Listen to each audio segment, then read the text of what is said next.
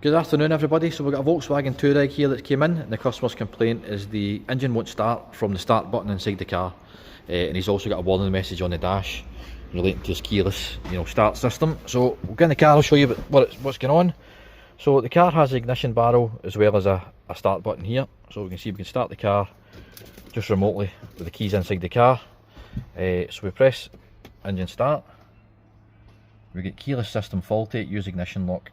So the car will start if we use the ignition lock. Just demonstrate that now. We've got other faults on the car we're working on, but right now we're just checking out this, this keyless start one. So I'll bring you over to the fault scan. I've just recently fault scanned it.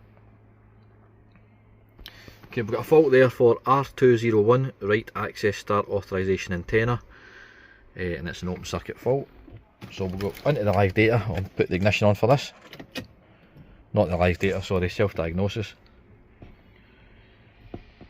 We've got an open circuit, and what we'll do is we'll cycle the event memory every 2 seconds at the moment, but we'll do it for 1 second.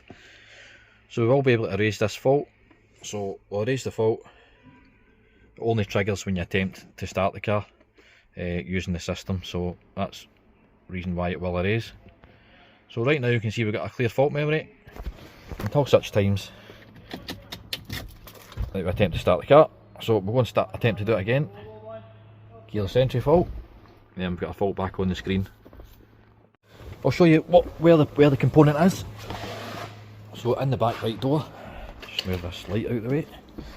So in the back right door, we've got the R201 antenna here, and rather than just replace the part, decided to troubleshoot it. So I just unplugged the connector. Here there's 2 white wires, 2 very small white wires. So if I attempt to short them together, we can create a short circuit, and then let me just off camera connect these pins to each other, and we'll short this this circuit out, and we'll see if the fault code changes. Okay, so I've just used 2 back pins just in the wires there, and I've just got this bit of wire that's connected to 2 of them, creating a short circuit in this obviously in that 2-wire circuit. So in theory, if the component's okay, then we should have created a short circuit. So what we'll do now is we'll just attempt to do that fault again. We'll just erase the code, and we'll see if we've changed fault code status. So ignition on, just erase the event memory of this. Okay, so we'll cycle the memory's already cycling. So we'll attempt to start it again remotely, just to trigger our fault. So we'll press it again. Keyless system faulty, and we've got an open circuit fault.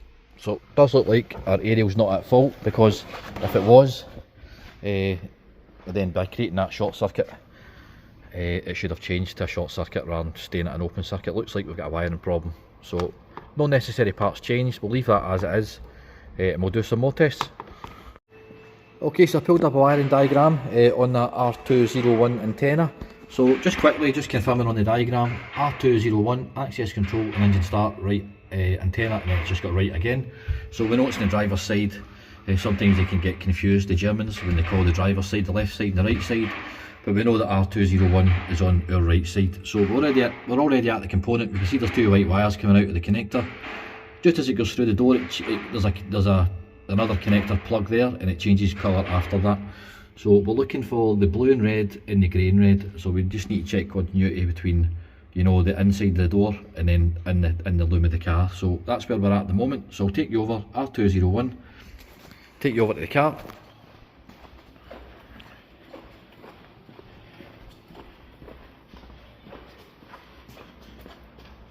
Okay, so I've just picked one of the pins here on the right hand side of this plug. I'm just going to check continuity or resistance in the wiring. So sorry, I should. Okay, so I've just picked one of the wires here. We're just going to go into the one on the right hand side of the connector here at the back, or the left hand side I suppose, depends what way you look at it. So we're in this connector anyway. So these 2 white wires, you can see, you just run through the harness, through the door, out through the grommet. I pulled that open to try and wiggle it, but nothing happened, nothing changed. So we're inside the car. I pulled the trims up just down here at the B pillar, and I've found my wires. So I'll put the flash on. So if you remember, it was grey and red and blue and red. So I've back pinned in using my back pinning tools here. So we've got one of the one side of the meter there. I've just got the meter hanging around the door like that, just it's easier to see it like that. So I'm in there and I'm in the other side, as I said, just in this wire. So let's see what the resistance value is.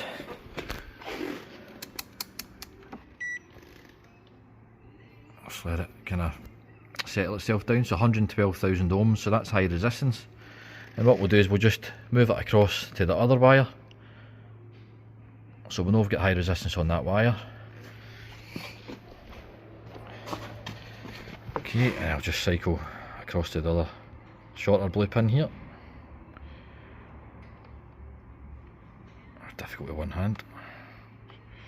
That other one's kind of stopped me moving as well. So yep, that's it in. And we can see on that wire it looks like we've got a complete open circuit. Okay, so now that we know there's resistance in those wires, I think what we'll do is, considering we've got these already connected into those wires, we'll just use my meter leads as jumper wires. So I'll just pull it out of there. I think it was the shorter blue connector lined up to that particular wire, so we'll just jump that into there. Like that. And then we'll do the same with the other one. We'll put that into this wire first, of course. And what we'll do is by doing this,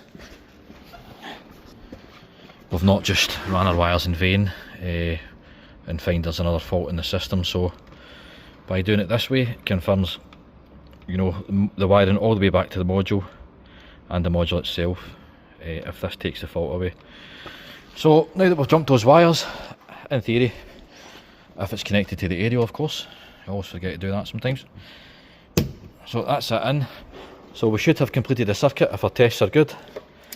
And let's see, just jump in at the moment and just see the keys are in the car. So will the car start remotely? So start it up, ignition's on, starts up.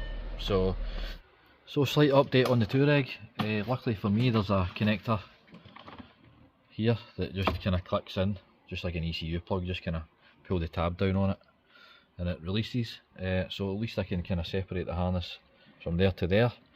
However, one of the wires is seeming good from here down to the, you know, the aerial connector, but the other one is, obviously this is where the open circuit was, so I just pulled on that quite gently and it just snapped off. So this is at least one of the problems. I think maybe we've got an issue in the vehicle side harness as well, so I'll make this repair, see how I got on and let you know. Okay everyone, just finishing this one off. So I've just made that repair. I've plugged my connector back into the B post, and I've checked that it works. So the car will start now with the kind of using the aerials. So start it up, ignition's on, starts up. So job's good. Usual case with broken wires, anything to do with kind of doors and stuff, it's usually in these kind of areas.